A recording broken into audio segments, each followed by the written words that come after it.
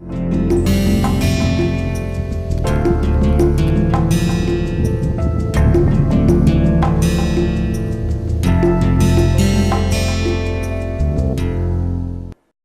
going to start another new phase transformations in the solid state, that is known as Eutectoid transformation.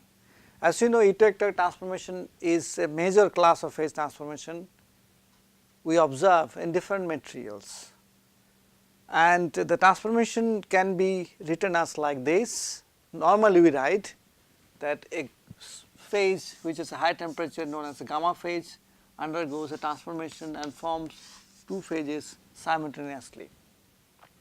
Here all these phases are actually solid, remember, that is why it is called Eutectoid transformation.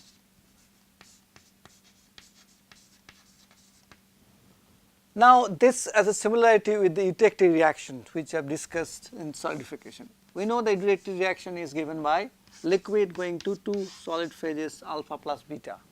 So therefore by simply replacing liquid with solid phase gamma, we could see that the phase transformation Eutectoid can be achieved. So this is the Eutectic, and whenever we have a tick word in the transformation, must involve a liquid phase, but whenever we have a toid attached to a word, it is always involved solid state phase transformation.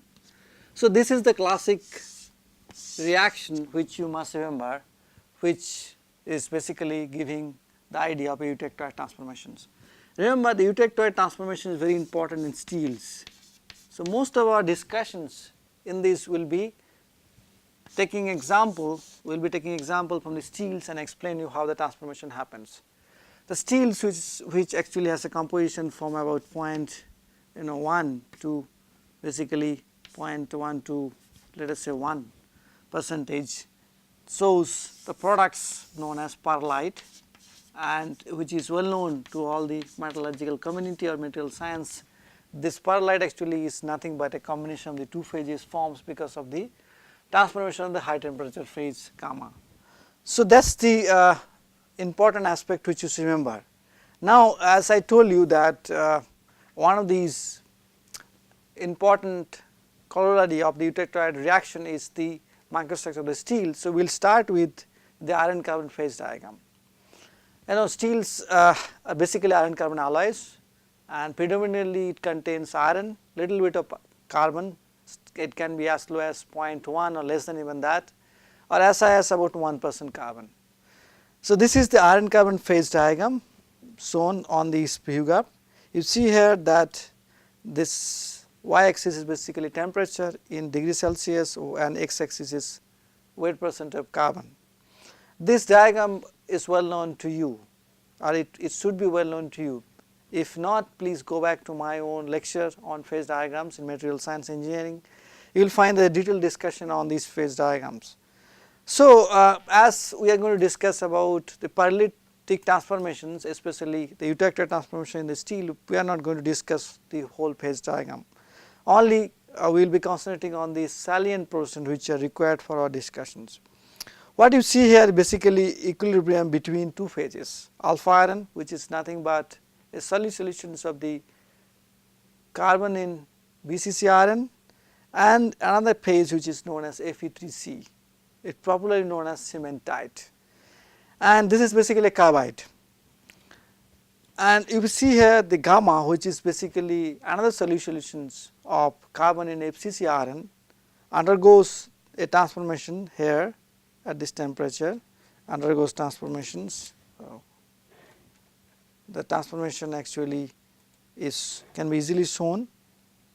This transformation what I am discussing at about 727 degrees Celsius temperature, in which the gamma is undergoing a transformations to alpha plus Fe3C. This is also similar to the reaction which I wrote, gamma going to alpha plus beta. So alpha is alpha here, and alpha is basically alpha iron, and Fe3C is beta. So therefore this transformation which is happening here is important in all the steels, because as you see steel has a composition between 0 and 1 atom percentage. That is why in all the metallurgy of steels basically physical metallurgy of steel basically revolves around understanding these reactions. That is what we will see. As you know, as one phase gamma, which is present at high temperature, undergoes a transformation leading to formation of two phases. So therefore, the microstructure is very simple here. It will be like a lamellar one, which you have seen for the eutectic. Okay, let me just explain to you first the microstructure and come back. This is a typical optical micrograph of a perlite, which you normally see in the plain carbon steel.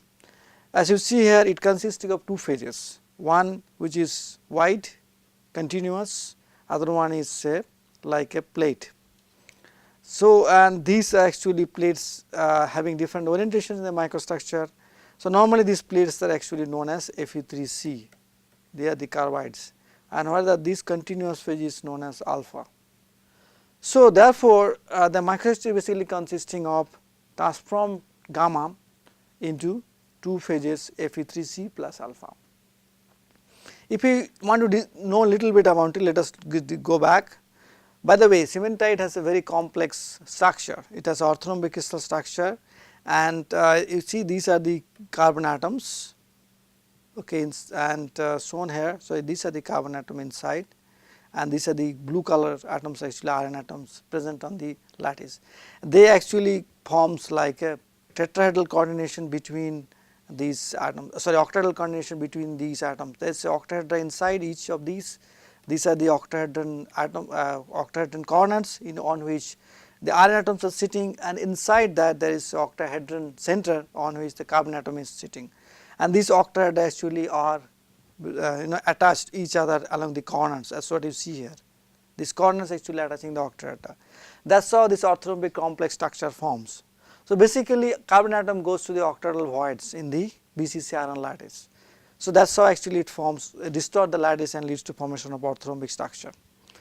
Okay, now as you know, iron is a classic metal which undergoes polymorphic transformations, as I discussed in few lectures back, that iron actually is a BCC structure at room temperature, which is known as alpha iron.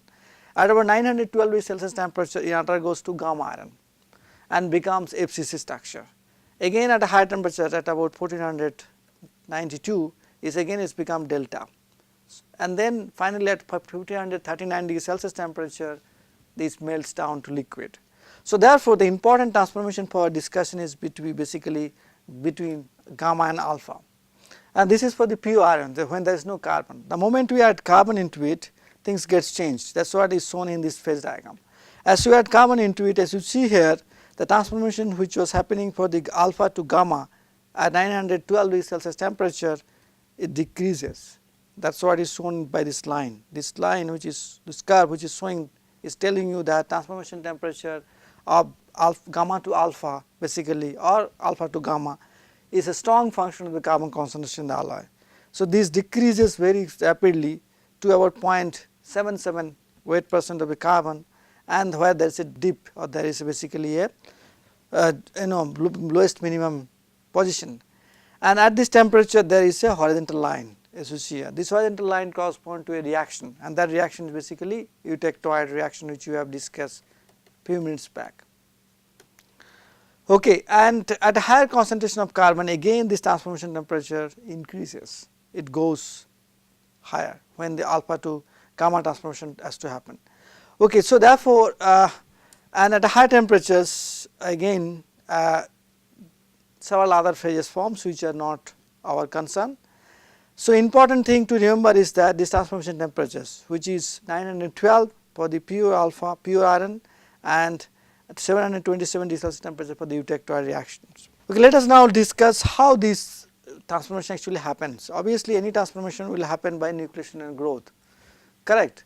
So this is the typical microstructure. If you look at in an electron microscope, this will look like plates. As you see here, the black thing is basically Fe3C, and the white color thing is basically, white contrast thing is basically alpha phase. And this has a nice plate like microstructure, alternative arrangements of these phases present in the microstructure. Similarly, here also you can see even the plates are there. Some of their cases are this as the broken plates, but this is alpha, this is cementite present. As you clearly see, if you do the phase diagram calculations properly, then normally the fraction or the volume fraction of the phases at about eutectoid temperature for the 0.77 weight % carbon alloy will be 85% of alpha, and remaining about 14 to 15% is Fe3C. Now, if we know the densities of these alloys, both of the phases alpha and the Fe3C, you can clearly see the ratio of the thickness of the cementite and alpha will be 7:1. That is possible to calculate. In fact, this will be one of the problems in your assignments, to calculate this thickness of these phases in the microstructure. Okay, so let me just explain you how the things forms, how the actually transformation happens. Let me just go and okay. Obviously, this is the classic microstructure which is normally shown in the books. This is taken from from the book by Darken and Fisher in decomposition of austenite by diffusional processes. This is the interface, this is the gamma, and that interface is between gamma and the reaction product. Between reaction product is obviously alpha and Fe3C. This is Fe3C as you see here. So, what you see here, as the interface moves, both the phases are going together. So, that means this is a cooperative growth. But before that, let me just tell you, in most of the cases nucleation of these phases happens along the gain boundaries of the gamma phase. These are the gamma. So, nucleation is normally happens on the gamma. That is obvious, because the gain boundaries are the regions of gain boundary, gain corners, gain edges, or even triple points are the regions of where the nucleation probability is high. We have seen that in our discussion on nucleation. The same thing will happen here also. So, all the nucleation will start happening from the gain corners, or their gain boundaries, or maybe edges. That is what is seen here. Then these colonies grows inside the grains. It can also happen within the grains, something like that, if there is a compositional inhomogeneity or some defect structure present, like dislocations or a void or vacancies present like that. It is possible, but preferentially nucleation happens along the gain boundaries or gain edges and gain corners. That is the one important aspects. Now, once the nucleation happens, the nucleation can happen for any of these two phases, either alpha or Fe3C both can nucleate side by sides, or they can nucleate separately. So, mostly it has been seen that for the hypoeutectoid alloys, the alloys contain less than about 0.8% carbon, nucleation is normally happens for the alpha phase.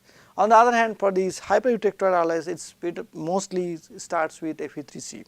Whatever be the situation, the transformation does not change, transformation process does not change much. Okay, let me just tell you how it happens. Let us assume there are two gains of gamma, gamma 1 and gamma 2 here, and let us assume that the Fe3C is the phase which starts nucleating on the gain boundaries. Let us assume, it can be, you can also assume that alpha nucleates at the gain boundaries. And as you know, Fe3C has a composition of Fe3C has a large amount of the carbon concentration. It has a carbon concentration of 6.67% weight % carbon. On the other hand, alpha has a very low carbon concentration. It is about 0.02% at a 727 degrees Celsius temperature, and room temperature is almost 0. That is what is seen in the phase diagram. So, what will happen, as the Fe3C is a carbon rich compound, it requires more carbon for its growth. So, when it grows into the one of the grains which it has incoherent interface, that is obvious, because the grain with which you have a coherent interface will remain stagnant, because it will like to keep these coherent interfaces or semi-coherent interfaces present. It will not try to disturb. That allows it to have a low energy, and the moment the grain with which has incoherent interface, that will be the one which will be mobile. So, as this Fe3C grows into the gamma 2 grain, it grows requires carbon. So, all the carbon from the nearby region will diffuse into it. That is why it can achieve a sufficient amount of carbon for its growth to happen. And because of carbon diffusion from these nearby regions in the gamma 2 grain, the resist regions will be lean in a carbon concentration, because carbon is growing, carbon is moving actually diffusing into these gamma and reaching these Fe3C nuclei or nucleus to get grow, and this will lead to a huge reduction of the carbon concentration in nearby regions, and therefore this allows nucleation of the alpha, because alpha has almost no carbon required, it has no carbon is there in the phase, because alpha has As I told you, at 727 degrees Celsius temperature, it is carbon concentration alpha is about 0.02 weight percentage. At room temperature, it has no carbon required. So because of that, it can grow very easily, nucleate actually on the both sides of the gamma, both sides of Ep3C and grow in the same direction as you see here in this direction, correct. And as growth of alpha requires rejection of carbon, it does not require any carbon. So therefore, nearby regions will become rich in carbon, and this will lead to further nucleation of the Fe3C. And this is exactly how this nucleation and growth of these phases happens, and this leads to colony formation. This is a colony, and as we have seen in the microstructure, the colonies forms. Okay, let me just this is one such colony you see here shown in this picture. That's the this is a one colony, and this is a gamma grain. This colony is growing into the gamma grain, and this is normally observed. So therefore, I can easily explain the formation of or the growth of these paralytic colonies in the transformations. Now you can also have something like alloys which are not 0.77% carbon. It can be hypoeutectoid or hypoeutectoid. If it is hypoeutectoid, you will have a proeutectoid cementite. Okay, we will discuss how it can happen, because the alloys which is more than 0.77 weight % carbon will always have a proeutectoid cementite present. And this proeutectoid cementite, if it is present on it will present on the Gann boundaries mostly, because Gann boundaries are ones which will allow nucleation of these proeutectoid cementites, and if it is present on these, it will lead to easy nucleation of the cementite for the perlite. Okay, that is what is seen here. This cementite which is there can easily nucleate over heat very easily. Okay, and because of that, because it can nucleate over heat very easily, and because of that, it can actually have certain kind of structure like that. And again, once it goes into the gamma grain, this requires more carbon, so all the carbon will diffuse from the nearby region, and the nearby regions will be lean in carbon concentration, and this will allow you to basically nucleate alpha phase very easily on the both sides of these gamma, both sides of the cementite, and this will again lead to formation of colonies. So therefore, nucleation of these phases can happen in many ways. Similarly, for a hypoeutectoid alloys, you will have alpha on the Gann boundaries, like if I have two grains gamma 1, gamma 2, and then you have alpha presence, which is proeutectoid alpha, and this alpha will again allow the nucleation of the alpha phase of the perlite very easily, because it is heterogeneous nucleation, and heterogeneous nucleation on the same phase. So therefore, energetically this is very favorable. And because the growth of alpha requires less amount of carbon, or actually no carbon, so what will happen? The nearby regions will become very rich in carbon, and when the carbon concentration reach the critical concentration required for the nucleation of these Ep3C will nucleate on the both sides, and finally it will lead to a formation of a colony, and this colony will have this phase which is proeutectoid alpha as a nucleating site, not the gamma Gann boundary, but proeutectoid alpha, and this will be followed by formation of these colonies. Okay, and these colonies will be again looking like like a perlite. So as you see, nucleation is not a very critical step for the formation of perlites. That is very clear. Nucleation can happen many ways. It can happen on the pre-existing Gann boundaries of gamma, or it can happen in the pre-existing proeutectoid phases, either cementite proeutectoid or proeutectoid alpha, and this can lead to formation of these colonies. So therefore, either way, whatever be the situation, it will lead to formation of these colonies which you have seen in the microstructure. Okay, like that. So that is how actually the most of these the important transformation of paralytic phases happens. Paralytic phases means the phases of gamma plus alpha plus cementite actually takes place in these steels.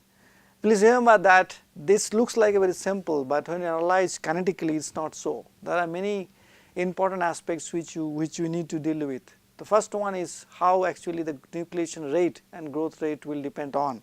What are the different aspects? Obviously, the important thing to consider here is the diffusion of carbon. Whether it is a growth of alpha or growth of cementite, in both cases you require either carbon to be diffusing out or carbon to be diffusing in. In case of alpha, it requires carbon to be diffusing out from the alpha to the gamma, and in case of growth of cementite, it requires carbon to be diffusing in from the gamma to the cementite. So, it is basically diffusion of carbon which is more important, that is very clear. Second important aspect, obviously the interface energies between these, between the gamma, alpha and cementite. So, these other than that, there are other things like amount of driving force available, which is connected to the undercooling, and obviously the nature of interfaces created. This will all be playing an important role in dictating the nucleation and the growth rates. So, in the next lecture, which we will discuss in these aspects in a detailed manner.